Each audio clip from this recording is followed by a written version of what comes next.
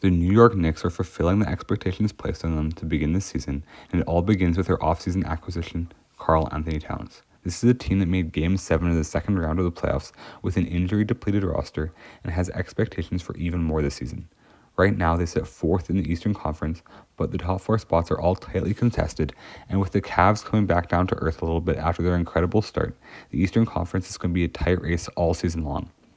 The Knicks look primed to compete with anyone in the Eastern Conference come playoff time, especially after the trade for Karl Anthony Towns this offseason. The Cat trade has already paid off big time, and he has shown to be the perfect fit alongside Jalen Brunson and OG Anunoby in New York. Brunson is a quick, shifty guard who scores efficiently on all 3 levels, but is especially good from the mid-range and in the paint, and he is averaging 25.1 points and 7.5 assists per game on elite efficiencies of 49% from the field and 43% from the three-point line.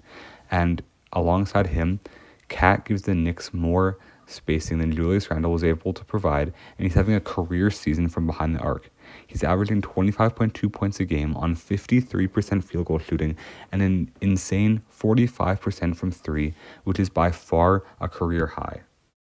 Cat is playing some of the best basketball of his career on the offensive end, which helps to hide his poor defensive metrics, and he's always been a team-first guy, sliding into whatever role they ask him to be in, and that goes back to his time in Minnesota last season when Anthony Edwards was able to take over as a primary offensive star, which took the ball out of Cat's hands a lot more, but Cat was able to slide over and become the second offensive option, and he excelled in that role, and he seems to be doing the same thing alongside Jalen Brunson this season, but both of them have been able to be an efficient tandem as they're averaging basically the exact same points per game on efficient shooting from both of them. And that's a good sign going forwards for this team, as a contender in the Eastern Conference is going to have 2 different scoring options that can be elite at all times, and both of these guys are. While they are liabilities on defense at times,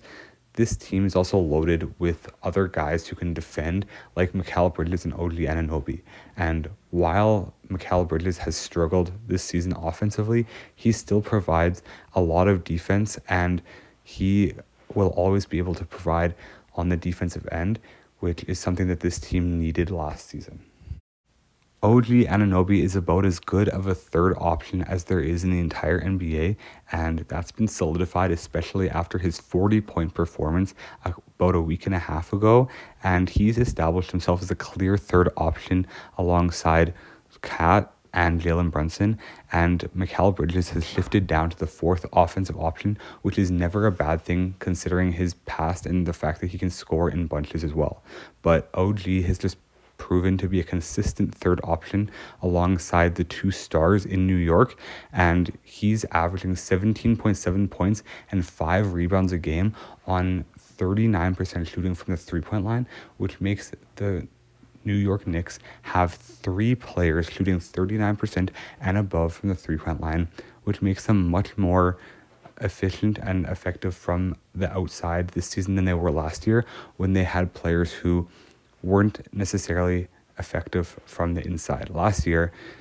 Isaiah Hartenstein, their center, was an amazing player, and he fit well in New York, but he wasn't able to stretch the floor like Cat does. And Julius Randle, when he wasn't injured, he was often inefficient from 3 and wasn't the shooter that even OG Anunoby was or Mikal Bridges. So this team has gotten much, much, much better, and it's going to be interesting to see how they go into the playoffs and how they perform the rest of the season. Mikal Bridges should bounce back after his rough start, and if he can start playing up to the standard that he played before in Brooklyn and in Phoenix, especially in Phoenix with how he was able to slide into his role, this is going to be a very scary team. Let me know in the comment section below if you think that this team is going to make a deep playoff run. God bless you all. Make sure to subscribe to the channel and have a great day.